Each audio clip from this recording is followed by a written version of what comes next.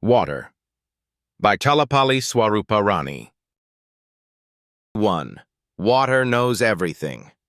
Just as the water knows the ground's incline, it knows the generations-old strife between the village and the wada. Like the dampness on the well's edge that never dries, it knows that untouchability never disappears. Water becomes a quiet witness to history.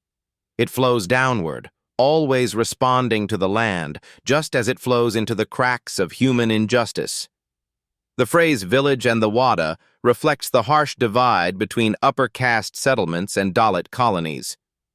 Wada is often a ghetto, a symbol of exclusion. Just like the moist edge of a well that never dries, caste-based untouchability clings stubbornly to our society. It is not gone, merely suppressed. Water knows the physical geography and the social one.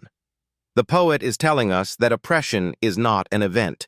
It's a condition, and water absorbs every detail of it. 2. Water remembers the world's hierarchies. The water knows everything. It knows the difference of race between the Samaria woman and Jesus the Jew. It also knows the sub-caste difference between leather and spool. The poet widens the lens from Indian caste to global discrimination. Even in ancient Judea, Jesus and the Samaritan woman were divided by race and religion. Water was at the center of that moment too, a well, a drink, a shared space. Back home in India, Swaroopa Rani talks about sub-castes, groups that suffer within suffering. Leather symbolizes those who work with dead animals, often Dalits. Spool represents those seen as cleaner artisans. Even within the oppressed, water draws a line. So water isn't just physical, it maps invisible borders created by human cruelty. 3. Denial, patience, and humiliation. It knows the agony of the panchama who, not having the right to draw a pot of water, waits all day near the well with his empty pot until a shudra arrives.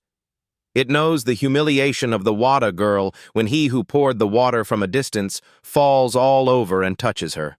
This is brutal. The panchama, or Dalit man, waits all day not for opportunity, not for dignity, but just for a basic right, water. But he's forbidden from touching the well. His only hope is if a shudra, a lower caste but not untouchable, chooses to help. This isn't charity, it's survival. And then there's the girl. Someone pours water from a distance as a visual image of purity laws, keeping Dalits physically away. But when that upper caste man accidentally touches her, what should be a normal human mistake becomes an unspeakable violation. Because for her, that moment is loaded with shame, not his, but hers. The system punishes the receiver, not the giver. 4. Water as resistance. It knows the righteous rage of Karamchadu Suvarthamma, who opposed the Kama landlords with her water pot when they asked her not to pollute the pond water. This is where silence breaks. The poet names Suvarthamma, a Dalit woman who stood up against dominant caste Kama landlords. They told her not to pollute their pond, not because of dirt, but because of caste. In response, she didn't drop her pot. She lifted it in defiance. That pot, once a symbol of servitude, became a symbol of resistance. Water here is no longer passive, it's political. Suvarthamma doesn't beg for dignity, she claims it. And the water, long forbidden, becomes the stage of confrontation. 5. Personal thirst, collective trauma. The water is witness to centuries of social injustice. When I see water, I remember how my wada which would thirst all day for a glass of water. Now the poem becomes painfully personal. The poet isn't just talking about others, she's remembering her home. My wada thirsted all day. Not metaphorically, literally. A whole neighborhood denied what others took for granted. This isn't nostalgia. It's collective memory shaped by lack. Water wasn't just liquid, It was absence, longing, and institutional neglect. And water, like an old god, saw it all. 6. Water as historical struggle. For us, water is not simply H2O. For us, water is a mighty movement. It is the Mahad struggle at the Chadar tank. A single drop of water embodies tears shed over several generations. Here the poet delivers a bold truth. For the oppressed, water is history. The Mahad Satyagraha, led by Dr. Ambedkar, was about accessing a public water tank.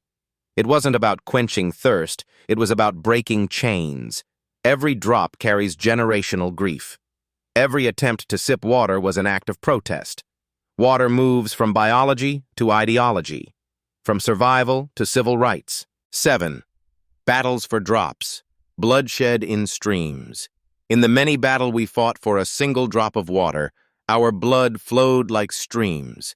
But we never managed to win even a small puddle of water. Imagine fighting not for land, or gold, or power, but for a sip. The poet exposes a dark irony. People bled, rebelled, died for the right to drink, but in the end, even a small puddle remained beyond reach. Here, blood becomes a tragic echo of water. The cost of justice was enormous. The reward? Rarely granted. This isn't just a critique of inequality, it's grief articulated through the imagery of water denied and blood spilled. 8. Water as a rare festival.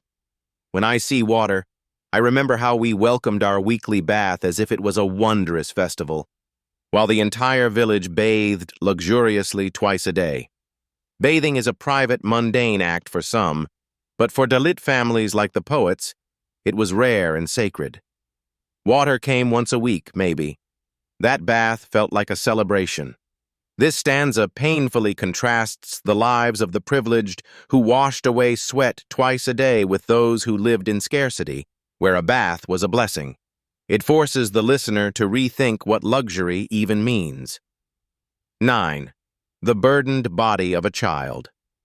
I remember my childhood, when we walked miles to reach the big canal and carried back heavy pots, with the muscles and veins on our necks straining, bursting.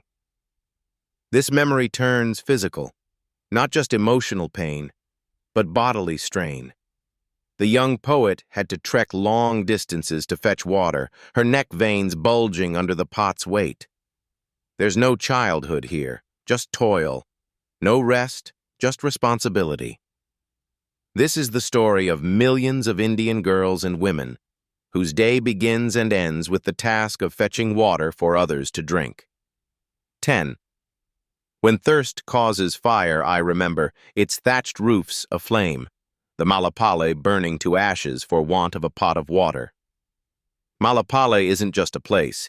It stands for every marginalized settlement scorched by neglect. The poet shows us a devastating image of homes on fire, people screaming, and no water to save them.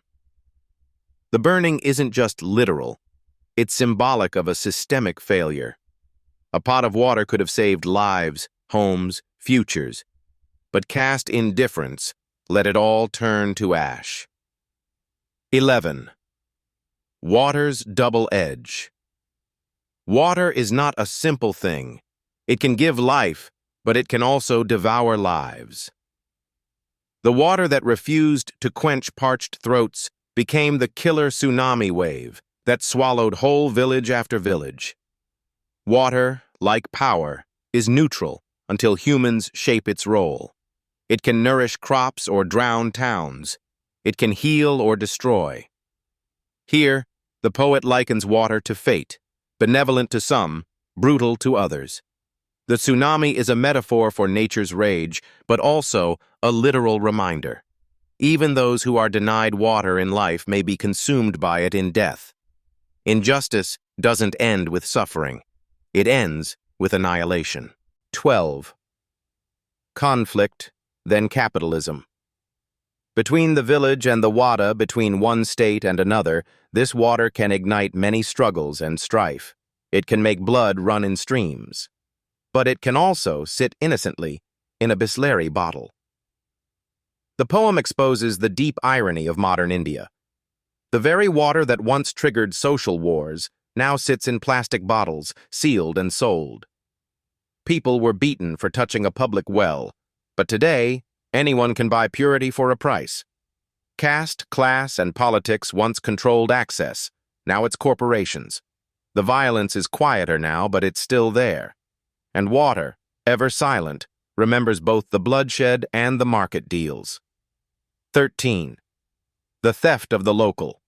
This water from our village well that forces us to do many a circus feat now slowly, surreptitiously, dances its way into the Pepsi Man's bottle.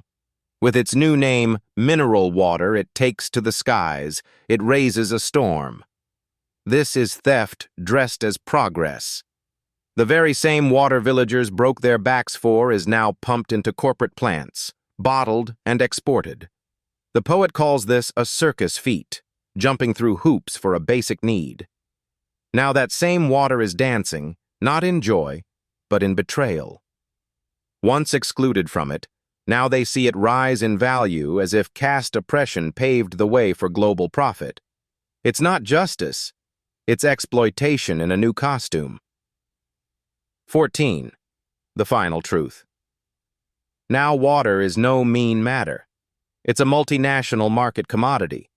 As they say, water is omniscient. It contains the world. The closing lines are stark and final. Water is no longer free, no longer natural. It has become a global business, its ownership stripped from the hands of those who suffered for it. And yet it remains omniscient, knowing, watching, absorbing everything. Water contains the stories of caste, class, gender, politics, protest, and capitalism. Water contains the world not just in science, but in memory. Please like and subscribe to my channel and click the bell icon to get new video updates. Thanks for watching.